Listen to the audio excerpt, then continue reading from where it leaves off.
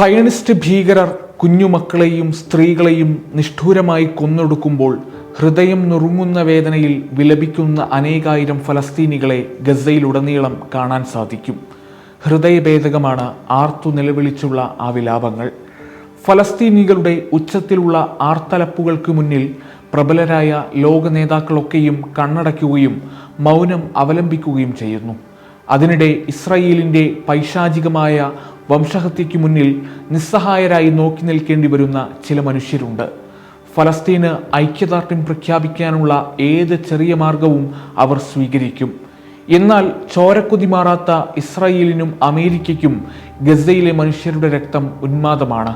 ഒരിറ്റ് മനുഷ്യത്വമില്ലാതെ ഉന്നത സ്ഥാനങ്ങളിൽ ഇരിക്കുന്നവർ തന്നെ ഇസ്രായേലിൻ്റെ വംശഹത്യയെ പ്രോത്സാഹിപ്പിക്കുന്നു. ആ വംശഹത്യയ്ക്ക് സർവ്വ പിന്തുണയും നൽകുന്ന വിഷലിപ്തമായ പരാമർശമാണ് അമേരിക്കൻ സെനറ്റർ ലിൻസെ ഗ്രഹാം കഴിഞ്ഞ ദിവസം നടത്തിയത്. രണ്ടാം ലോകമഹായുദ്ധകാലത്ത് ജപ്പാനിൽ US അണുബോംബ് വർഷിപ്പിച്ചതുപോലെ ഇസ്രായേൽ ഗസയിൽ അണുബോംബിടണമെന്നാണ് ലിൻസെ ഗ്രഹാമിൻ്റെ നിർദ്ദേശം.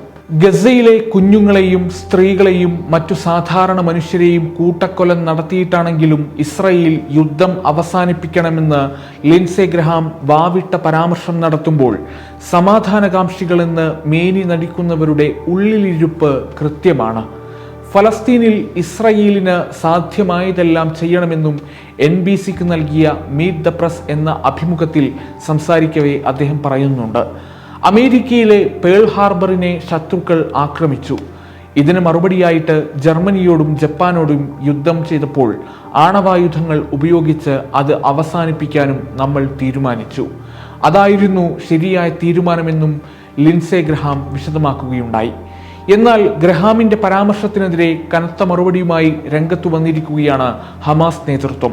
അദ്ദേഹത്തിന്റെ ആഴത്തിലുള്ള ധാർമ്മിക അധപ്പതനത്തെയും അദ്ദേഹം ഉൾക്കൊള്ളുന്ന വംശഹത്യയുടെയും കൊളോണിയലിസത്തിൻ്റെയും മാനസികാവസ്ഥയെ ഇത് സൂചിപ്പിക്കുന്നു. ഗ്രഹാമിന്റെ പരാമർശങ്ങൾ ഞെട്ടിപ്പിക്കുന്നതാണെന്നും ഹമാസ് വിശേഷിപ്പിച്ചു. തീർത്തും ഒറ്റപ്പെട്ട് കഴിയുന്ന സാധാരണക്കാരായ ജനങ്ങൾക്കെതിരെ ഇസ്രായേൽ സൈന്യം നടത്തുന്ന വംശഹത്യയ്ക്ക് കൂട്ടുനിൽക്കുകയാണ് അമേരിക്ക. അവിടുത്തെ രാഷ്ട്രീയ വരേണ്യവർഗത്തിനിടയിലും ഈ മാനസികാവസ്ഥയുണ്ടെന്ന് തെളിയിക്കുന്നതാണ് ഇത്തരം പരാമർശങ്ങളെന്നും ഹമാസ് ചൂണ്ടിക്കാട്ടി.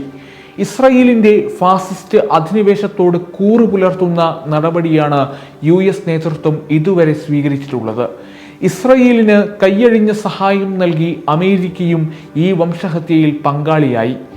ഗസയിലെ കുഞ്ഞുമക്കളുടെ രക്തം പുരണ്ടത് നെതന്യാഹുവിൻ്റെ കൈകളിൽ മാത്രമല്ല, ചോരക്കൊതിയന്മാരായ US നേതൃത്വത്തിന്റെ കൈകളിലും കൊടും പാപത്തിന്റെ ആ രക്തക്കറയുണ്ടാകും. US പ്രതിവർഷം $3.8 ബില്യൺ ആയുധം നൽകി ഇസ്രായേലിന് സഹായ പിന്തുണ നൽകുന്നുണ്ടെന്നാണ് ബിസിനസ് ഇൻസൈഡറിന്റെ നിരീക്ഷണം.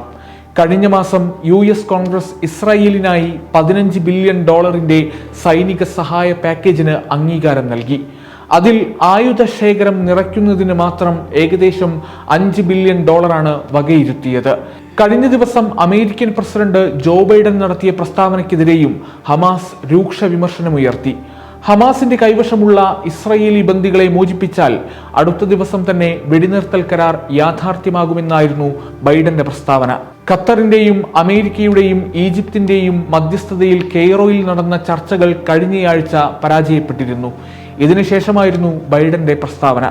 അമേരിക്കയുടെ അറിവോടെ ഈജിപ്തിലെയും ഖത്തറിലെയും മധ്യസ്ഥർ മുന്നോട്ട് വച്ച നിർദ്ദേശം ഹമാസ് അംഗീകരിച്ചിരുന്നു. ഇതിൽ നിന്നുള്ള പിന്മാറ്റമാണ് ബൈഡന്റെ നിലപാടെന്ന് ഹമാസ് കുറ്റപ്പെടുത്തി.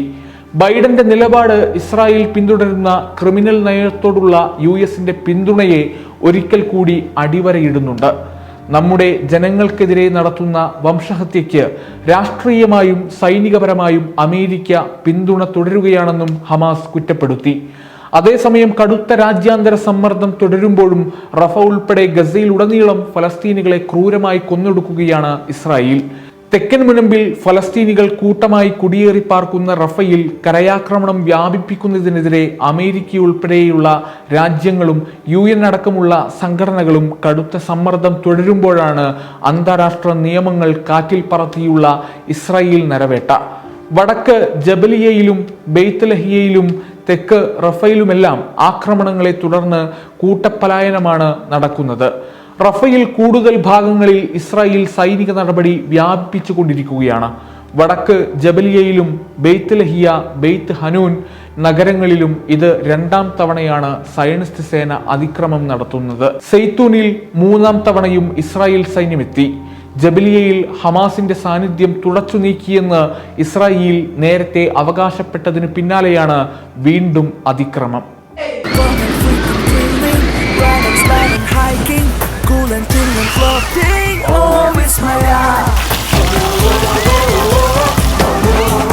ഉല്ലാസം വാനോളം വിസ്മയ അമ്യൂസ്മെന്റ് പാർക്ക് പറശ്ശിനിക്കടവ്, കണ്ണൂർ.